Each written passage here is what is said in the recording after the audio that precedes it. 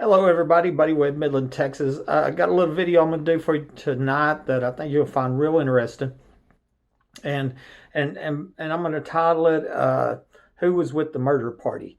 And basically, uh, after I returned from the hospital, the ex-wife come by and she said, "You don't know how many lives you ruin with your idiocy."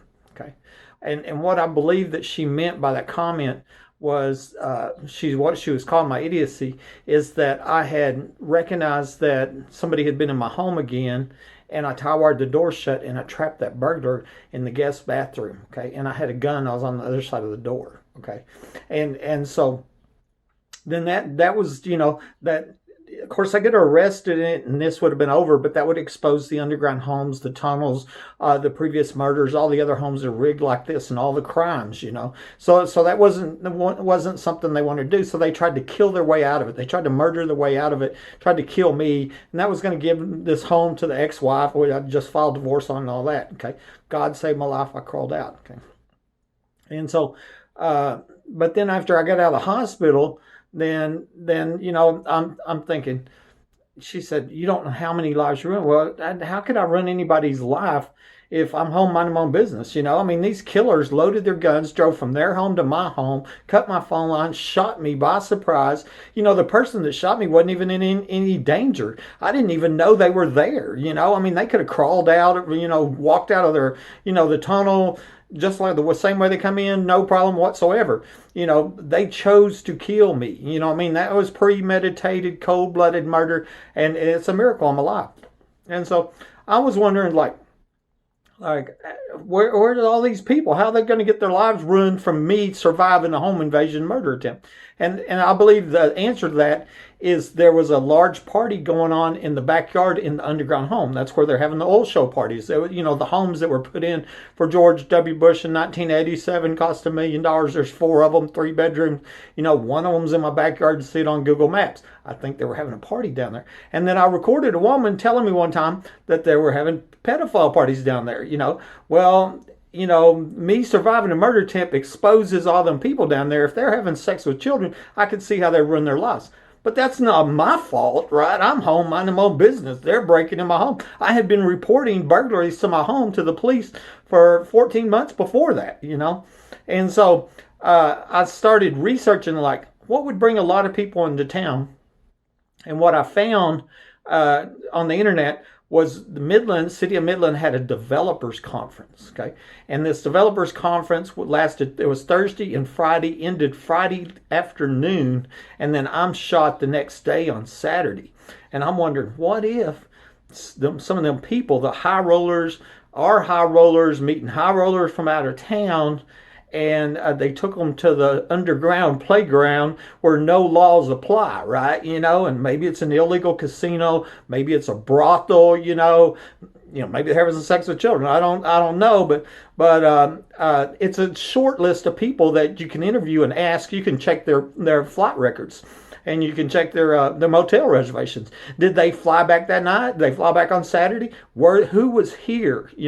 And the easy thing to ask is the 11 secret police that got accidentally started the camera and got caught on camera. I had to pay the private investigator, $2,000. It took 6 years to get them identified. Now it's proven that they falsified police reports. They tampered with evidence. 2019, we found out that 5 police officers were at or inside my home when they wasn't seen arriving on the camera. That meant they came from under my home. That means police were under my home and somebody under my home shot me. It looks like police are the ones that tried to kill me in my house. So I think they might have been working with this crime ring. Maybe they're trying to protect them people that were underground having the parties, whatever. I don't know. Anyway, that's what this video is about. I'm going to show you the evidence side and what I found. Here's a Facebook post I just did and what I was talking about. And like I said, I titled it, "Who Was with the Murder Party?" Okay, and once again, I'm calling the murder party the people that were in the underground home when I was shot, the witnesses. And this is a real short read. I'm going to read this to you. It said, "The ex-wife told me in so many words that a lot of people were here when I was ambushed and shot. So I've suspected that a party was going on in the $1 million underground home in the backyard. They would be witnesses or accomplices to this capital attempted murder and required by law to report it. I call them the murder party." Okay. "After God saved my life and I crawled out to survive this premeditated murder attempt, I was doing research on what might bring a lot of people into town and found where the City of Midland was holding a developers conference on the 2 days before I was ambushed and shot. Our high rollers were putting on a dog and pony show for business owners from across the country, hoping to get them to invest in Midland. Because of this conference, we got a Saltgrass Steakhouse, Cinergy Theater, apartment complex, etc. It was like 45 developers, and the keynote speaker was Texas Secretary of State Hope Andrade. This conference ended on Friday afternoon, and I was shot the next day, so I wondered if any of them stayed over for some underground fun. It should be easy to check and see who flew out of town and who stayed over by checking flight and motel reservations, and then law enforcement could talk to them and ask them, And this is the schedule for the conference, and as you can see, it included Mayor Wes Perry, members of the city council, and other city leaders and business owners. I think law enforcement should ask them what they know about the underground homes, and about this murder attempt. Okay, I got this offline. I've had this a long time. This is the Midland Developers Conference. That was the first ever developers conference we had, and they met the 2 days before the murder attempt. Okay, and you can see it opened with Mayor Wes Perry, and then the keynote speaker was Secretary of State Esperanza Hope Andrade. Okay, Courtney Sharp, and he was one of our city managers. Jim Nichols was another city manager that left and moved out of town. I really wondered if Jim Nichols was involved. Courtney Sharp mysteriously quit the as city director, whatever they called it, city manager, and then he died recently.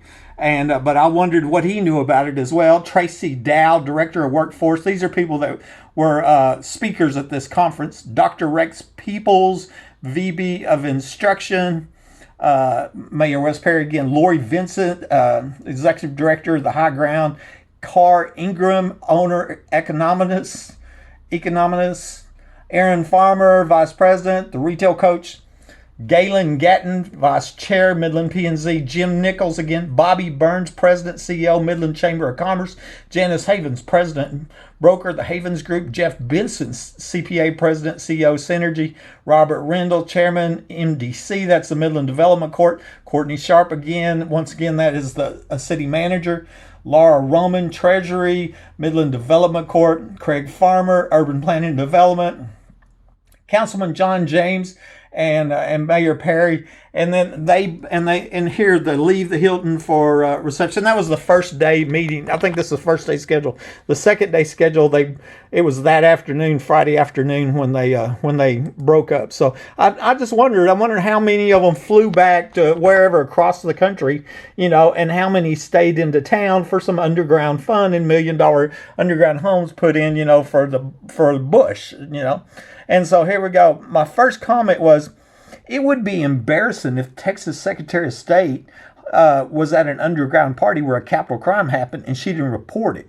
Was she with the murder party? Okay. And so this is a fair question to ask, because this is a capital crime. There's an innocent victim that was home minding his own business, now is crippled for life. I've had my life destroyed, lost my career, and been terrorized, my life threatened. It's just unimaginable what's gone on here. And the only thing I did was buy a home, right? And where the previous homeowners, just died and is suspected of being murdered. So anyway, this is just saying she was Texas 107th Secretary of State. And, and I think it's, responsible press should have been asking these questions a long time ago. Our mayor at the time was Wes Perry, and he was business partners with Sir Jacob Rothschild, Rupert Murdoch, that's head of News Corp, and former Vice President Dick Cheney as they were drilling for oil in Syria. Do you think he knew about the $1 million underground homes where they were put in for George Bush, H.W. Bush, and used for underground oil show parties? I think so. I wonder if he was with the murder party. He was definitely a keynote speaker. This was printed online. You can see it November 2010. Boogeyman, Trifecta, Murdoch allies with oil company, Cheney, etc. And it's just showing you some of the people there. The wealthiest family in the world, the Rothschilds. Murdoch owns Fox News, right? And they purchased a 5.5 stake in Genie Oil and Gas, and the president of Genie was Wes Perry, for Genie chairman, and Midland, Texas, Wes Perry. And then some of them other people, former Exxon Mobil executive was on there, American Shell oil executive was on there. I mean, these are main players. And then they're over there in Syria, where they're been in war now for a long time. One of the other people that I mentioned there was former Midland City Council, John James. He's the speaker at the conference, and he's been on my Facebook friends list for a long time. He must have seen the overwhelming and irrefutable evidence that I've posted over and over, but he's never commented, never shared, never liked it or nothing. And he was a speaker at that developers conference, okay? And my next comment says, the Midland Reporter Telegram posted this on January 22nd. I was ambushed and shot on January 28, 2012. Okay, so you can see the date up there, January 20. City of Midland to host developers conference. Okay, city leaders will be showing off Midland's assets, and I wonder if that means underground assets this week, with the hope of generating some excitement, investment in the tall city. Okay, the developers conference will take place Thursday and Friday. We're a really attractive development destination. Secretary of State Hope Andrade, the keynote speakers. Okay, and so so far 45 developers are registered for the forum, and 70% are from out of the area. Some coming from California. Okay, so that's what I'm saying. These are high rollers from across the country, right? And I mean, it'd be pretty embarrassing if they got caught up and now they're a witness to a capital attempted murder, right? Because they're in a secret underground home. The Midland Reporter Telegram posted this on January 28, 2012, the same day that I was ambushed and shot by somebody under my home with burglar alarms going off in my attic. Back in 2012, all I had was this crazy story. Now I have absolute proof showing I wasn't shot with my gun, proof of almost 50 other homeowners reporting people in the attic all across the country. This is nationwide racketeering and organized crime that's being assisted by a corrupt press and a corrupt police. And then multiple people documented saying underground homes and tunnels are here. One of them was running for sheriff. I mean, it's just just crazy what's going on, the cover up, but it makes you wonder who was there, that the ex-wife says, you don't know how many lives you run. A lot of people are there, and so here, this was posted January 28, 2012, Midland ready to expand by what will come here. And that was an article in the Midland Reporter Telegram. I parsed it out here just so I could get the names out of the same article right here. And here's you got a little boom going on out there. Sam Bro is principal of the Westover Group based in Fort Worth. Okay, so I suspect he was here, right? Aaron Farmer, vice president of the Retail Coach. Jeff Benson, president CEO of Cinergy Cinemas, and we ended up getting one of them. Janice Haven, broker and owner of the Havens. EOG Resources, big oil company. Mary Pamprick, executive vice president, San Diego-based Lankford and Associates. Kenneth Van Dyne, city planner for the city. Concho Resources, billion-dollar oil company. Actually, there's a Concho guy lives around the corner about a half block away where I suspect another one of the underground homes is at. Remember, the Rhonda Denman Rogers says there's an underground home a half block away. I was told there's 4 of them, and the guy that lives in that house next to that empty lot works for Concho. Okay, on Main Street, Basin PBS. Callie Stevens, president of the Permian Basin Home Builders Association. Fasken Oil and Ranch, another multi-billion-dollar company. Bobby Burns, president and CEO, Midland Chamber of Commerce, Las Concho Ventures. John Darnell of Onyx Contractors. Stephanie Rivas, marketing manager, Performing Arts Center in Mid-Cities Church. Craig Farmer, senior planner for Freeze and Nichols. And then Kathleen Duber is with the Midland Reporter Telegram. And real interesting. It's a church, but, that's not surprising me at all. So I wonder how many of these people know about the $1 Million Underground Homes, which means they know about the murder, the oil show parties, the murders, and all the crimes connected with them, and how many were here to be a witness to the capital attempted murder of my life. Okay. here, and this is in Texas Penal Code 38.171, failure to report a felony. A person commits an offense if the person, a reasonable person, would believe that an offense had been committed in which serious bodily injury or death may have resulted. So that fits what happened when I was ambushed and shot with my phone lines cut, right? And they failed to immediately report the commission of the offense to a peace officer or law enforcement agency. So they can be charged with failure to report a felony. And many times, failure to report a felony is upgraded to accessory to capital murders, or accessory to capital attempted murder. And because it looks like if you don't report it, you're trying to hide it, right? I mean, you're trying to cover up capital crimes. And what if somebody goes on and kills somebody else? There's a good reason for the law. Let's say, what if like one of these secret police goes on to murder somebody else, and if they had been reported and been arrested, then Sandra Simpson would be alive, right? I mean, that's a good example. Chad Simpson, one of the secret police, murdered his wife, kills himself. Would Sandra be alive if somebody would have reported Chad Simpson as being one of the secret police covering up the murder attempt of my life? Yeah, I think so. These are the names of the secret police that were accidentally caught on camera at my home after I'd survived the murder attempt, and it took 6 years and a $2,000 reward to get them identified. It's proven they falsified police reports and proven they tampered with evidence. I bet they know who the murder party is, okay? And I've read their names out, I don't know how many times in videos. Rosie Rodriguez, April Chandler, Tony Dickey, Greg Chatwell, Greg Nelson, Marty Barrett, late Chad Simpson, late Mike Naylor, Mark Gilliam, Michael Glick, and John Woodward is a sheriff from a whole nother county, first one to show up at my house, okay, minutes after I crawled out and survived this murder attempt, okay. So there's the pictures where they got it, they tried to disable the camera and accidentally got caught, and then they were withholding the police report. In 2019, it was found out there was a police report that they had been illegally withholding all along because it had incriminating evidence on it. What was that? It's time-stamped 5 police officers in or at my home, and they wasn't seen arriving like Woodward and Naylor were.